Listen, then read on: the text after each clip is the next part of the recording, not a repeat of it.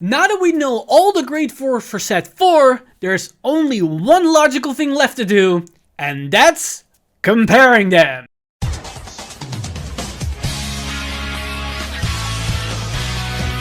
Stand up, Vanguard!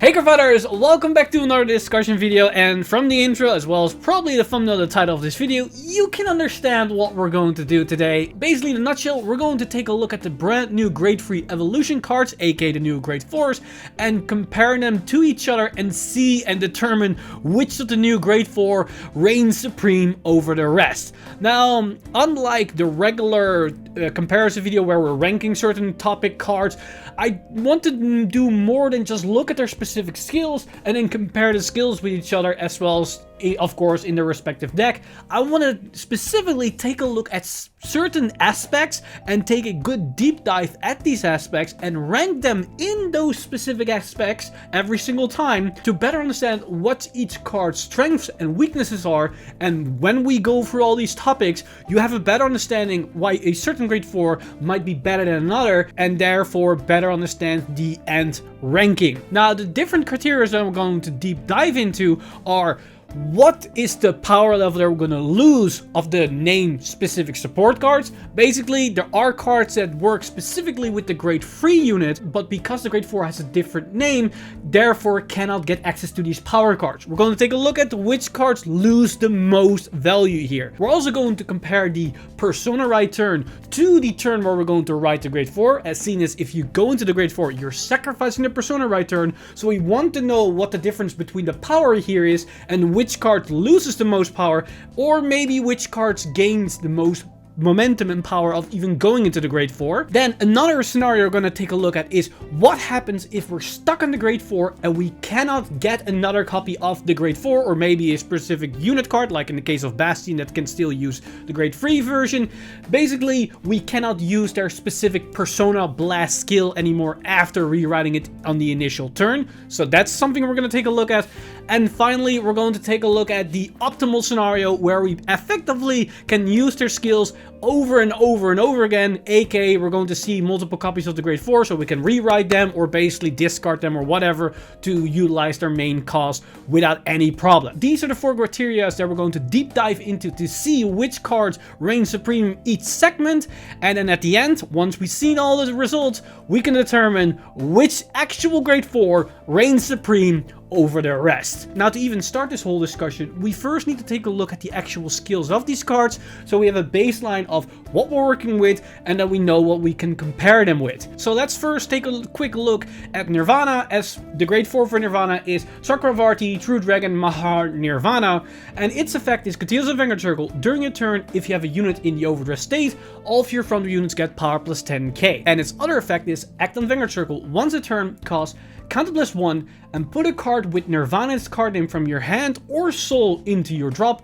Choose a grade 0 card from your drop, call to the Vanguard Circle, choose one of your opponent's Vanguards, and if your opponent's damage zone has 4 or less cards, deal 1 damage. So in comparison to the original Nirvana, his first effect is now free, which doesn't cost a counterblast, and more importantly, it will give the power to any unit in the front row, unlike only to overdress unit and the Vanguard. But in order to get the power buff, you need to have at least 1 unit in the overdress state. So in a lot of scenarios, this will just be a generic, indiscriminate power buff to the front row, which to some extent replaces the Persona Ride power buff that you will have that turn, which is interesting to keep in mind. And his second ability is basically the same effect as the original Nirvana. The only difference here is that you need to specifically get rid of a Nirvana card, and you need to counterblast 1 to resurrect a Trickster to the field, but you are able to shoot damage, which is quite significant in a deck like Overdress, which is mainly a big beatstick deck that mainly swings with free attacks, but in certain scenarios can achieve some multi-attacks, but pushing them to 1 higher damage is definitely a good thing for the deck in general. Now, another thing that we need to talk about a little bit to understand Mahar Nirvana's power level is the new grade 4 of Arena, as that card allows us to get access to this power play. And here we have the new grade 4 of Arena Esperar Idea, and its effects are Overdress over Trickstar. Although, when this unit is placed on a Vanguard Circle, if it is Overdress, put all Trickstar and cards with Overdress ability from your drop as this unit's original dress.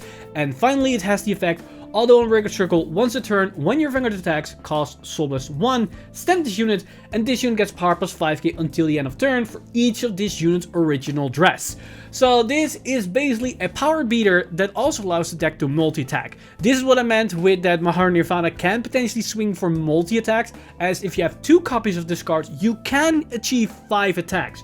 But it's very likely that you will hit like 4 attacks, and as soon as it's an overdress card, that probably will be in the overdress state, you also have the generic power buff of the front row as well. So overall, a very powerful card that allows the deck to achieve multi-attacks while also beating with high consistent numbers. Now moving on to Bruce, we've got Diabolus Unrivaled Bruce, which has the skill Auto Vanguard Circle. At the start of your right phase until the end of turn, you Final Rush. Identical to the original card, but also Auto and Vanguard Circle once a turn. At the end of the battle this unit attacked, if you are in Final Rush, cost Counter Blast 1 and Soul Blast 5, stand all of your front row units, and this unit gets Drive -2 until the end of turn. Again, very identical to the original Bruce. The only difference here is that you pay an extra Counter Blast to restand your Vanguard, but as soon as you have triple drive, you do get 1 extra drive check and then another drive check on the second attack, so that's 4 drive check in total, whereas in the normal Bruce turn, you will only have 2 drive checks. But you do pay the Counter Blast, and you lose the draw of the Persona right turn, so that's also something you need to keep in mind.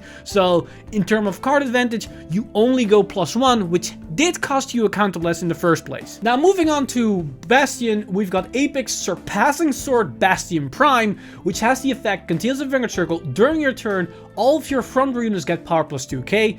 As already stated in my previous Cardfight update, this power gain, or at least the nerf to the power gain, doesn't matter, as soon as you still will make 28k columns, which still hits the same magic numbers as you would with 30k columns.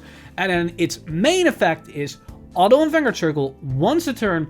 At the end of the battle that your drive check revealed a grade 3 or greater card, put a card with Bastion's card name from your hand or soul into your drop, stand all of your grade 3 rear guards, and they get power plus 10k until the end of turn. So just like we saw with Nirvana, this deck allows us to potentially achieve 5 multi-attacks. Now, it is probably a bit more consistent than Nirvana, as soon as you don't need a specific unit on the board, but in this case you need to hit a specific unit in your drive check, but it's very likely that it will happen. And the overall power gain might sound pretty insane, as you get 10k to the entire field, which is 50k, but there's something you need to keep in mind. You do lose the power of Persona Ride this turn, and that Persona Ride is already 10k power to the front row, which effectively this skill replaces that power loss. The only way that this skill will achieve more power is if your back row units could also boost.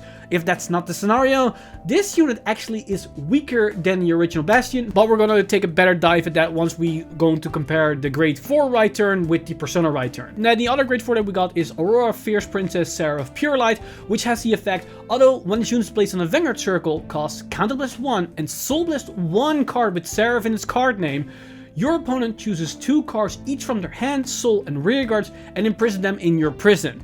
So that's effectively up to potentially 6 imprisons in one skill, but more importantly, even though they can somewhat play around the soul and field aspect, you will rip out 2 cards from their hand, which is pretty powerful and dangerous as well if you start beating with high numbers and crits as well. And talking about that, she also has the effect, continues a Vanguard Circle. During your turn, all of your front row units get power plus 5k for every 2 of your opponent's imprisoned cards in your prison. If there are 10 or more, all of your front row units get critical plus 1. So this allows us to power up the board quite significantly, as well as gaining crits, thus make it a very round flexible card. And then finally, we've got Magnolia, which is Sylvanhorn Beast Emperor Magnolia Elder, which has auto, when this unit is placed on the Vanguard Circle, choose a card from your soul and you may call to the rearguard circle. This is effectively a Soul Blast 1 to get plus 1, which isn't all too bad, as it somewhat replaces the Persona Right draw you get, but you do pay the soul. And also has the effect, continues the Vanguard Circle. If you have 1 or more cards in your soul or on the rearguard circle with Magnolia and the card names, all of your rearguards can attack and intercept from the back row and get power plus 5k. This is very similar to the grade 3 Magnolia. The only difference is that this doesn't cost us any resources, unlike the Magnolia, which cost a counter blast. So this is also more sustainable if you go into the long game, as you can use the counter blast for other skills that can potentially power up your board more consistently. So now that you have an understanding of these new grade 4s as well as in comparison to their grade 3 counterparts, it's time to dissect these cards more precisely with the specific criteria topics. So First off, let's talk a bit about the name support that some of these cards are going to lose. So in Nirvana case, the big bombshell here is of course Verena Urger, the original multi-tech engine that they got in set 2. And I say original multi-tech engine even though Valiente was in set 1, but this is the more consistent multi-tech engine. Now this does sound like a big blow, but I want to beg to differ here a little bit for a number of reasons. First off, Urger's main application or the power potential of the card was not only the multi-tech but also the fact that it could countercharge. But with the fact that the new Nirvana doesn't use a counterblast for the passive 10k buff, it is likely that counterblast will be less of an issue for the deck moving forward, so that aspect of Urger can to some extent be nullified. And then sure, the multi-tech can be huge, but with the new Esper Dea also being a consistent multi-attacker for less soul, mind you, for the same soul blast cost, you can actually generate 2 extra attack. I think losing Urger but gaining access to Esper Dea, which is also a stronger beater than Urger, because the first attack is likely as strong as Urger, but then the second attack is going to be much stronger. I think it's a fair trade-off where it doesn't actually lose on a value and in some instances even can gain value off it. Now, of course, Nirvana has 2 other cards that it's going to lose. One of them is another multi-tech extender with the likes of Damari, but I'm gonna be honest, this card was already phasing out of the decks in set 2 era because it was less consistent, it was a bit high rolly, it was even more resource cost you need to invest in it, and even the multi-tech number itself wasn't all too great. So I think this doesn't really matter all too much. And then the third card is even less important because we have a card called Gyoko, which is basically a card that now doesn't really retire anything. But the card wasn't even played from my understanding, so we can write this off immediately. So in terms of power that we're going to lose, Urger is probably the biggest hit, but there's a argument to make that the new Esper Dea to some extent replaces Urger. But important thing to keep in mind, Urger's early game as well, whereas Esper Dea is definitely only accessible in the late game, so it can clutter up your hand if you open up with it or you draw into it very early on in the match. Now as for Bruce, this one hurts quite a lot as Bruce loses out on a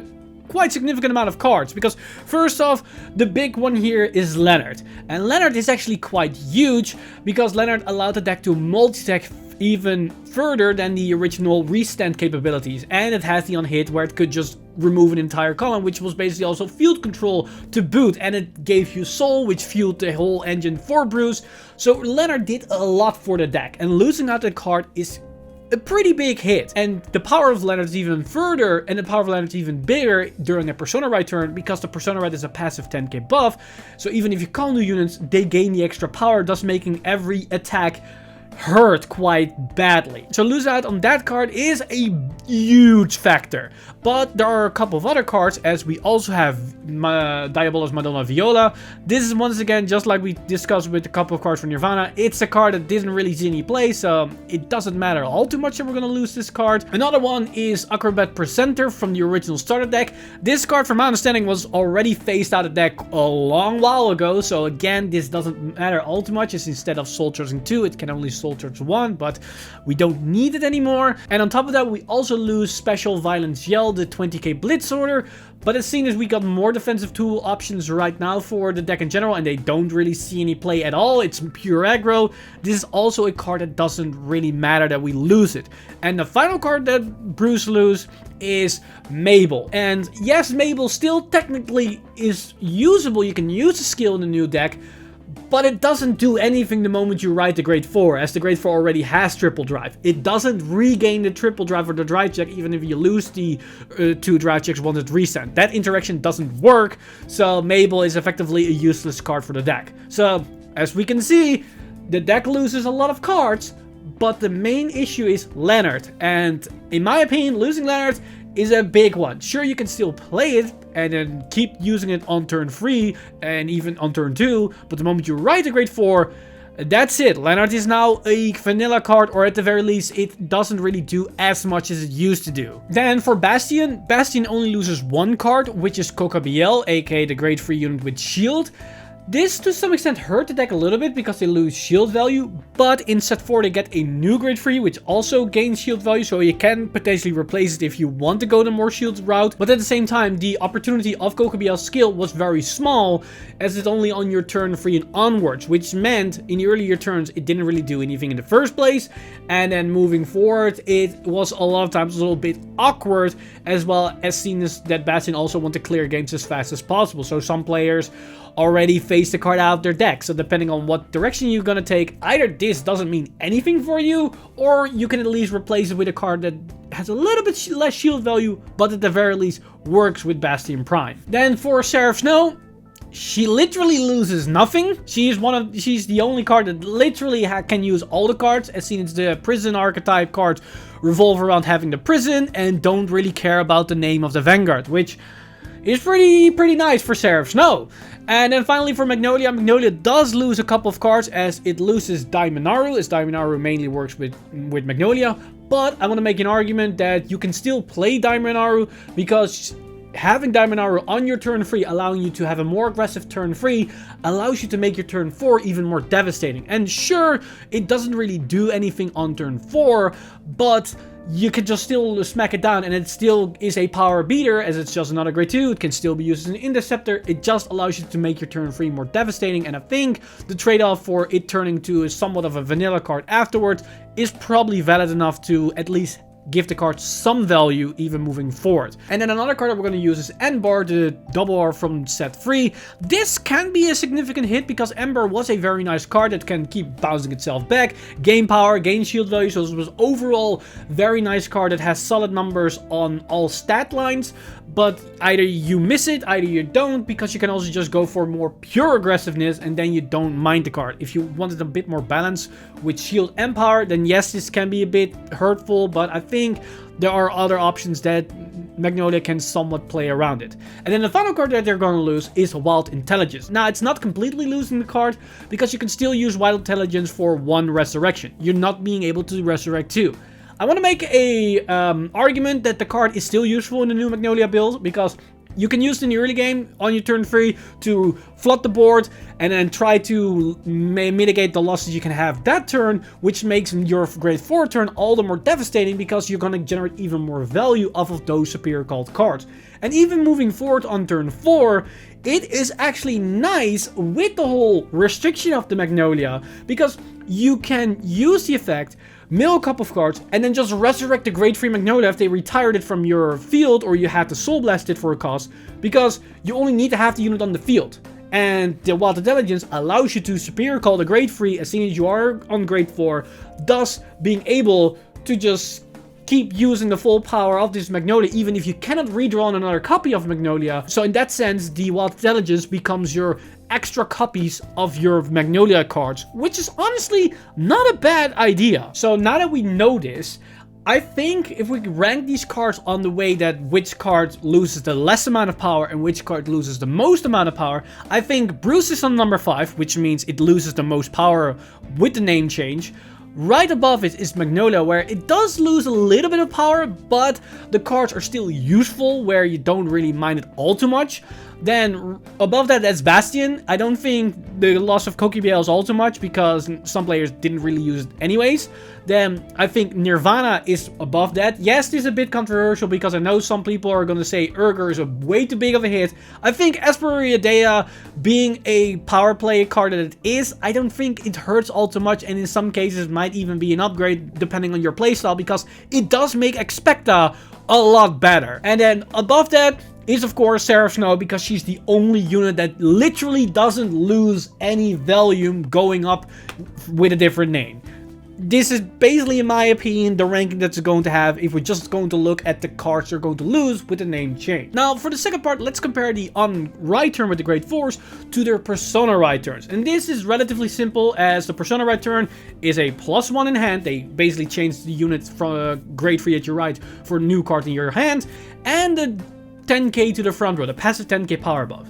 Now, in Nirvana's case, I think it hurts a little bit riding into this new unit for the specific reason that you cannot double stack the power anymore, as you could have the 10k of Nirvana and then 10k of the Persona ride, which is a bit a tricky thing here, because that allows you to make good solid numbers. But as seen as that we have these bigger and bigger beaters now, that 10k might not be as big of an issue, which means your Persona ride turn, you don't really lose out on all too much. The only thing that I think you're going to lose out a bit here is the draw. The one extra card you're going to go to your hand, because that allows you to keep flooding the board potentially with overdressed targets, because you need the resource to keep overdressing your units. That said, we have this weird wacky super draw variant, which might honestly be a solid way to go, as that allows you to get consistent access to your grade 4s as well as Esperia Dea. So honestly, the draw of the Persona ride, or not drawing at the Persona ride, might actually be favorable, because that means you're gonna go deck out last after or last as fast if you go for this deep draw variant of Nirvana. Now, in terms of Bruce, I think Bruce is going to hurt a lot of the missing of the Persona ride. Yes, you have the extra Vanguard attack that turn, but it does cost you a counterblast, so your opponent can to some extent deny you that effect if they don't give you the counterblast or not enough counterblast. But more importantly, for Bruce, a Persona ride turn is equal to 50k power. Because you restand your 2 units, on a full power turn, you're going to generate 50k extra numbers on your attacks. That's the amount of power you're going to lose if you go into the new Bruce. Yes, you have things like Pandemonium Tactics and whatnot to still power up the board, but if you had that during your Persona ride turn, then you had double up the value in the first place. And the only thing you need to keep in mind is that those passive 10k power to the front row of something like a Pandemonium Tactics is a little bit stronger with the new Bruce, because your Vanguard swings twice. So instead of a plus 50k buff, it's a plus 60k power buff to all the attacks that you're going to generate that turn. So a little bit stronger, but the fact you lose the 50k of the Persona ride in the first place, I don't think that's a good trade-off to be made, to be honest. And yes, you have the extra drive checks, as that's also a thing to keep in mind. We do lose the draw from the Persona ride, but you get the extra drive check, so you could say to some extent that compensated a bit, so keep that in mind as well.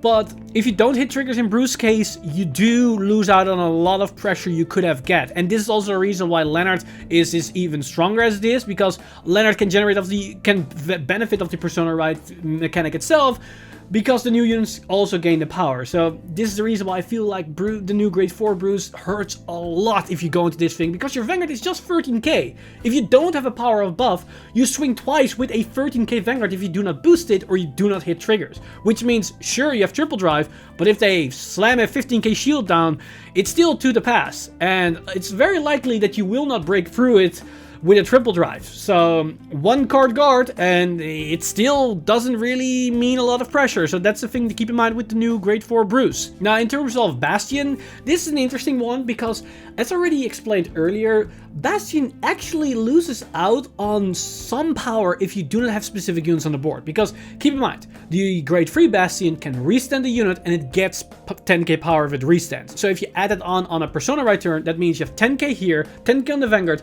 10k on this unit, that's 30k power. You restand the unit, that's another 10k power after Persona ride turn, and Bastion also gives us 10k. So that's 50k power. It's similar to Bruce on a Persona ride turn. So keep it in mind, that's 50k power you get during a Persona ride turn with Bastion.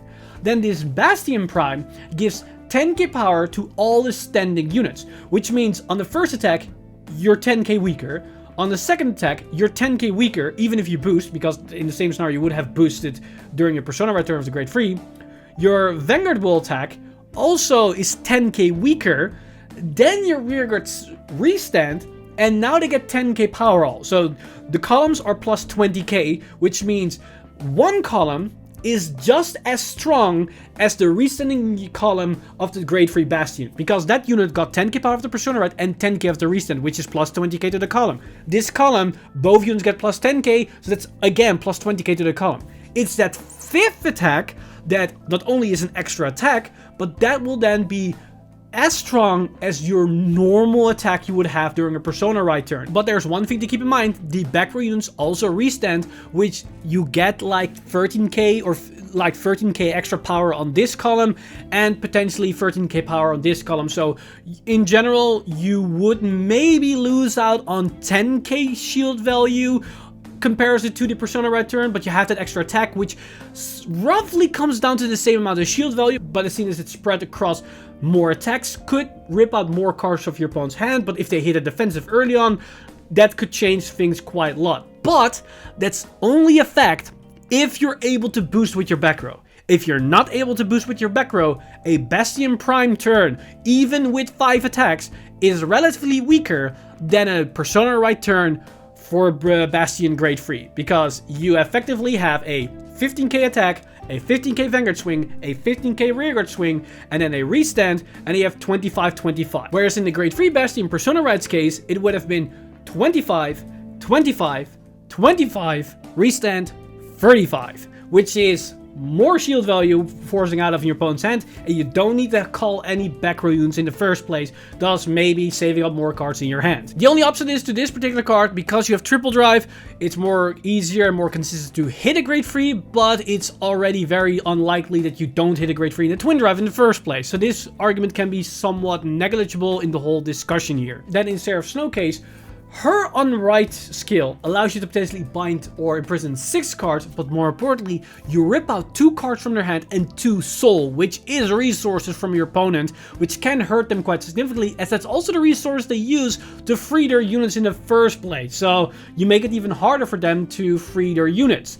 And on top of that, she also can somewhat mimic the Persona Right power in the first place, because her power buff to the front row is continuous, so if units could restand or something, they will get the power. And to have the same power up as a Persona Right turn, you only have to have 4 units in the prison, which is very easy to do with her skill already ripping 2 cards from their hand. So this card could have the same power up buff as the Persona Right, you have the triple drive, but on top of that, it imprisons a buttload of extra cards, and it can even become stronger because the skills, and it can give crits. So this is one of the first grade 4s that actually is a direct upgrade from just Persona writing, because it generates the same amount of value plus extra on top of it potentially, which is pretty insane, because the power buff, the Persona Right power buff, stays even if you could not rewrite in the first place, whereas with the Persona Right clause, that's not a thing. If you cannot rewrite, that power buff is gone. So yeah, Pure Light is already looking pretty tasty on this particular aspect. And then finally we've got Magnolia, which is a little bit interesting, because in Magnolia's case, if you could Persona Right, you would get its entire skill, so you could give all units from the back row the potential to attack, which this Magnolia also mimics. The only difference is that this doesn't cost a counterblast, which does save you a bit of resources. You do use the soul to call a unit, but calling a unit is honestly not that bad, because it allows you to flood the board, and you could say that that is the part that mimics the draw for the Persona Right, because you want to draw in the main phase, or at least before you start attacking, because then you can call units. Whereas if you relied on the triple drive to mimic the draw to Persona Right, it's a bit too slow, because you couldn't use that card to be aggressive. Where this card, being able to call something from the soul, is a nice aggressive way to mimic that draw. So overall, I would say Magnolia Elder is relatively similar to the Persona Right turn of the Grade 3 Magnolia, but could potentially be seen weaker, because you don't have the front row plus 10k, whereas this gives 5k to the front row rear guards, which effectively in power is you're going to lose out on 20k power. 10 on the Vanguard, 5 on the rear here, 5 on the rear there. That's what you're going to lose, but you get an extra card, and you get the passive skill, but overall it's a bit weaker than the Persona Right. And with that known, we can basically start to rank these cards, and it's very easy to see that Bruce once again is going to be on the bottom here, because losing 50k power is a big hit. Then above that on number 4, we've got Magnolia, as already stated. It's a little bit weaker than the Persona Right turn. Its main value comes after that, if you can stay on this, as you don't need any Persona Rights anymore to get the full value. That's where the power of this card lies. Then for number 3, we've got Nirvana. As already stated, not being able to stack on power can be a bit annoying, but it also doesn't really lose out on all too much. It's very similar to just a normal Persona Right turn, with just some differences here and there. Then for number 2, we got Bastion, and you might think to yourself, now hold on, Nirvana is relatively similar, but Bastion could potentially be weaker.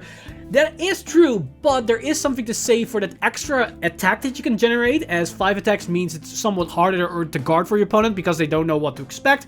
And as I stated before, it is stronger if you have access to allowing your units to boost. And there are definitely multiple ways to give your back row units the boost ability, and you can definitely prep for it because it's a turn 4 play. So it's not that unlikely or unimaginable to think that your opponent can set up for that particular play. If they can consistently do that, then this is definitely stronger than a Persona right turn. But if they can't, yeah, then it's weaker. But also weaker by just a little bit, not a significant thing like we saw with Bruce, for example. And then, of course, surprise, surprise, Seraph Snowlight is once again on number 1 because it's literally Persona right plus. There's nothing different to say here. It's pretty damn insane. Now, as for criteria number 3, what happens if they're stuck on their particular grade 4 and they cannot get access to another copy? Now, in Nirvana's case, this can go either way, 50-50. As long as your opponent is already at 5 damage and you don't need a Trickstar, you don't really mind at all. Yes, rewriting is nice because you get the soul for Experidea, but it's, depending on the scenario, it might not even be needed. So it all comes down to the specific scenario, if this could hurt you or not. So that's why it's basically a toss-up. Now, for Bruce doesn't care. Bruce is the only one of these grade 4s that doesn't interact with his grade 3 counterpart. You just want to ride up, and it's effectively a brand new unit that doesn't care for anything else, which makes Bruce basically the best card in this criteria of them all, as it just does what it does and it just goes ham, which is actually not that bad. The only downside to Bruce being on this particular card is that if the game goes on a bit too long and your opponent can damage deny you, you can basically just say no, no, no, no, no to their whole restanding capabilities, and they're just becoming a free attack deck. So that's something to keep in mind and be wary about. Then for Bastion hurts quite a lot from this because, as already stated, you lose the power of the potential Persona ride, which means your attacks are going to be like 15k, maybe 28 if you can boost them. But on top of that, you don't really do anything. You're going to be a free attack deck and that's it. So if you don't have access to another copy of Bastion, you're going to be very vanilla, and that's going to hurt the deck a lot. Now, luckily, with the triple drive, it's very likely that it won't happen. But if it happens, it's probably one that feels the worst of them all. Now, as for Seraph Snow doesn't mind all too much not being able to rewrite because of her continuous Vanguard ability that allows to still get the power and the critical. But you definitely want to be able to rewrite because then the card will be insane. But if you can't, it's not the end of the world, as it can still mimic the whole Persona ride power buff that can help you to basically still pressure and basically push for game if you have to. And then finally for Magnolia is also one of these cards that doesn't necessarily care all too much, because if you keep the Magnolia grade 3 in the soul, you don't ever have to see another copy, and you can still just keep bashing with all the cards, and you effectively have a Persona ride full power Magnolia every single turn, if you can, as soon as you can attack 6 times every single turn. So it comes down to what you did. And also, as I already explained, you can use the Wild Intelligence to just keep getting the Magnolia back onto the board, even if it isn't in your soul anymore. So you have definitely other options where this card makes it a lot more flexible, and you don't really demand, or you are that much dependent on seeing another copy. So knowing that, we can immediately see the ranking of this particular criteria. As we see on the bottom, of course, Bastion, as it hurts the most for not seeing it, because it basically becomes a very weak free attack deck. And then above that we see Nirvana. Again, Nirvana doesn't really hurt all too much, but there are definitely scenarios where it can hurt if you cannot no longer resurrect something, if your board is wiped, or you need the soul, you're not able to see another copy. You're going to be in a world of hurt there. Then above that, we see Seraph Pure Light. Again, as I stated, it is capable to still use the Persona Ride and the Persona Ride power buff, but it's definitely going to be less optimal if your opponent can free all the units in the prison, and then it basically becomes a very weak Vanguard unit that doesn't really accomplish much. So it, again, comes down to the scenario. But in certain instances, it's still going to be the nuts, because if you have like 10 imprisoned and they cannot free any of them, or they don't have enough way to keep freeing them, and you keep prisoning more, it's still going to be one of the strongest units to stick on. And then above that is going to be Magnolia. As seen as Magnolia is still full power, if you can secure at least a Magnolia on the board or keep it in the soul, you don't really hurt of not seeing another copy, and you're basically fine at being at this stage. So this is going to be a solid unit to sit on.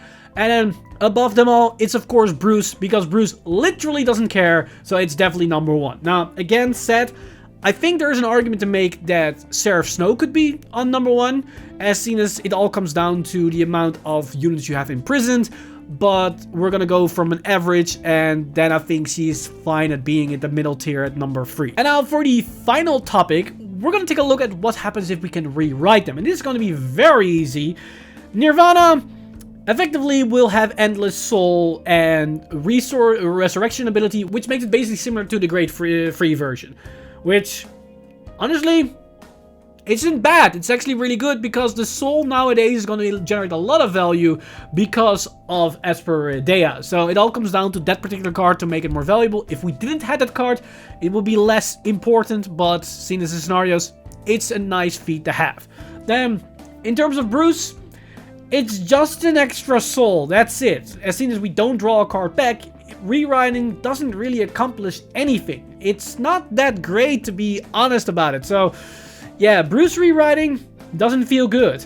Then Bastion's case, Bastion having another copy or being able to rewrite is very strong because you basically have 5 attacks consistently without any other setup. So him having access to it is going to be very good. Then for Seraph Snow being able to rewrite consistently, that's the actual nuts, because that means every single turn you're going to imprison up to 6 cards, but more importantly, you're going to keep ripping soul away, and you're going to keep ripping cards from their hand. I think after the second ride of this Grade 4, the game should end right then and there, because also keep in mind, the continuous effect scales, so it becomes bigger and bigger and bigger. So yeah, being able to rewrite into this Grade 4 over and over again, it should win you the game, period.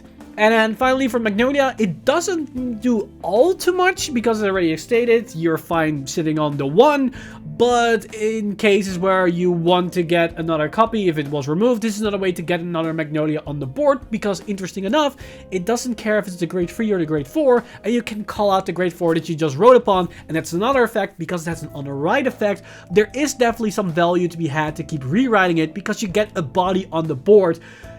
And it's not that bad, but in the same sense, or in the same breath, you could just call the Grade 4, because it doesn't generate anything more than that, unless you have a specific Grade 1 or Grade 2 in your soul that you want to call out instead of having the Grade 4 on the field. That's basically where it comes down to. So if we compare them on that criteria, we basically see the following list, where Bruce is on the bottom because it doesn't really care for rewriting. We have Magnolia right above that because, again, it doesn't really matter for rewriting, it's just for some minor consistency's sake.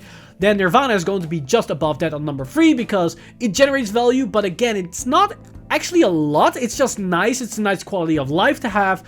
Then above that is going to be Bastion, because being able to secure the 5 attacks every single turn is going to be very powerful. And then of course, above that is Seraph Purelight, because rewriting Seraph Purelight is just ridiculous. So now that we know all the aspects, we can make a relatively good ranking system where we have a better understanding what the ranking is and why a specific card is on that specific ranking. So we of course immediately go to number 1 because that's the only card that anybody cares about. So for number 1, can I have a drum ruffle? It's Verita Asperadea! Of course it is! It's of course the Verita. It's amazing. It's an amazing card. It restands, it has power, it's everything, and it's the best card that came out in set 4. Now, okay, I know I'm taking the piss, but I love the card, okay? Fight me! It's my channel, I can do what I want. Okay, but serious.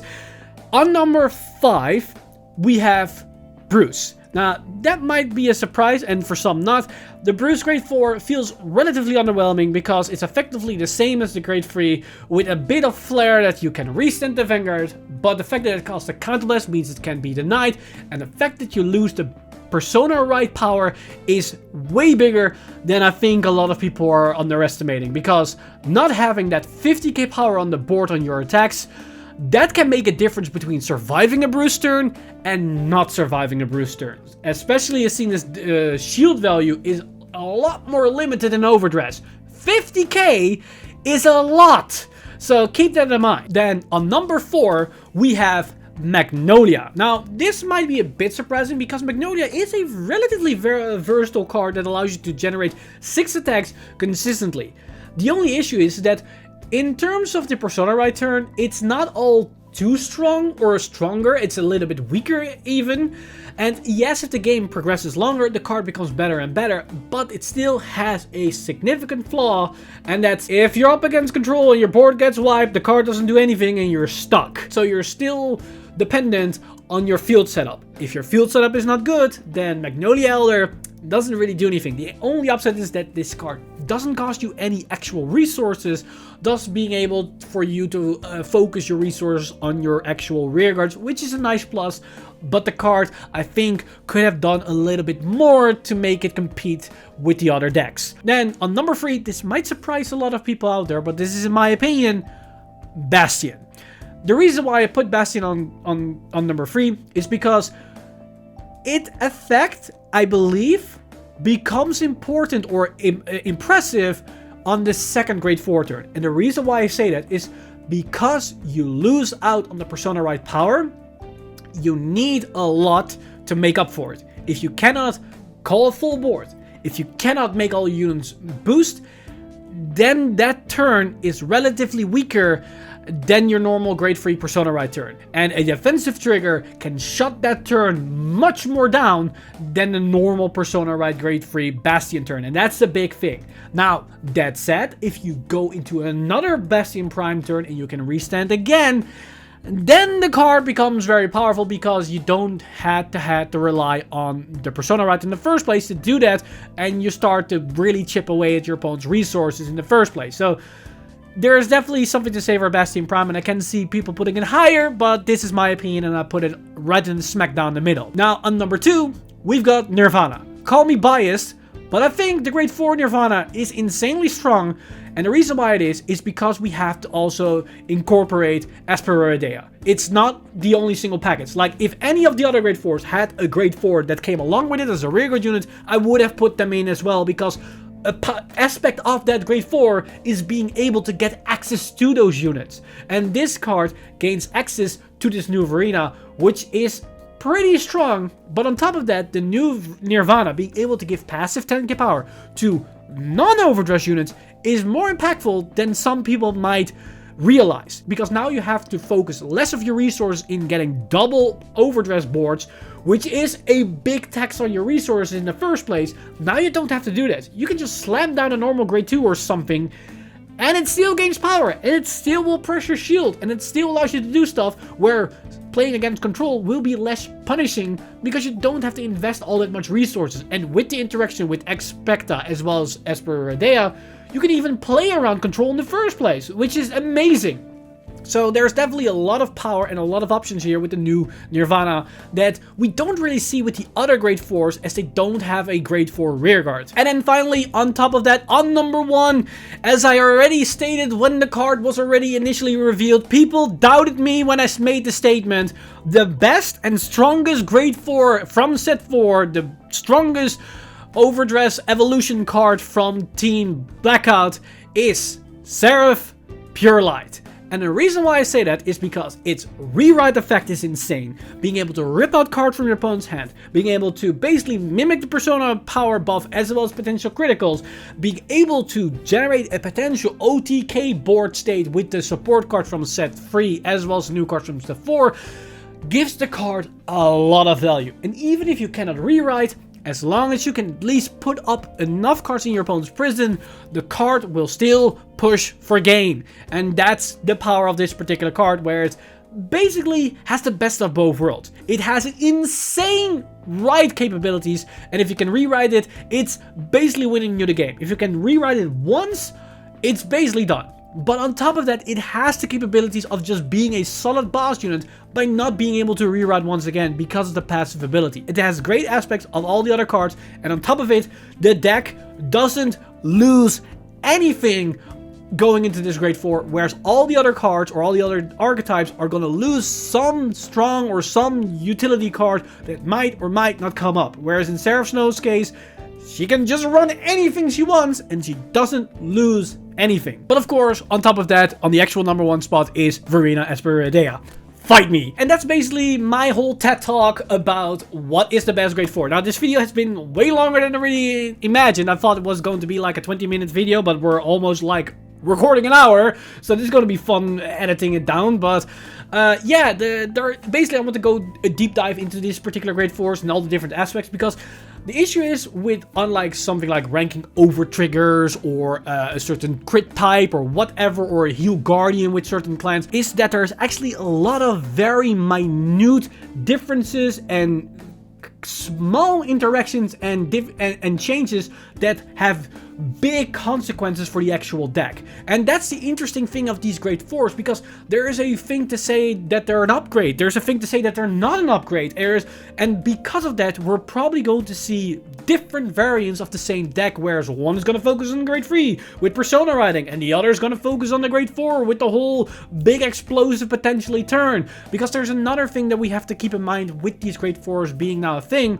They are a little bit more consistent on getting it on the Vanguard circle than persona riding, because you can potentially run one extra copy in your main deck, as you could only run 3 copies of the persona ride targets, but you can run 4 copies of the grade 4 in your main deck. That's also a small thing that favors them to some extent, but it comes down to the actual card, because in Bruce's case, you don't really care after seeing 1, so you might not even want to run 4 copies, because you're already gonna soldiers a lot. You have options to get the card to your hand with something like a Protobulb, so you might make the argument that just running 2 is more than enough. That can also be the case for like something like Nirvana, or maybe, let's take for example Bastion.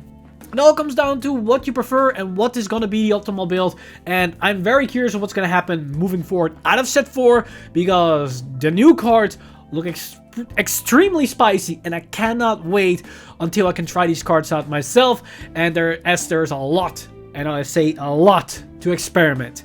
But that said, I'm very curious what you guys think of the rankings. Do you agree with me? Do you think I am completely missing the mark, or you have some small changes you want to make?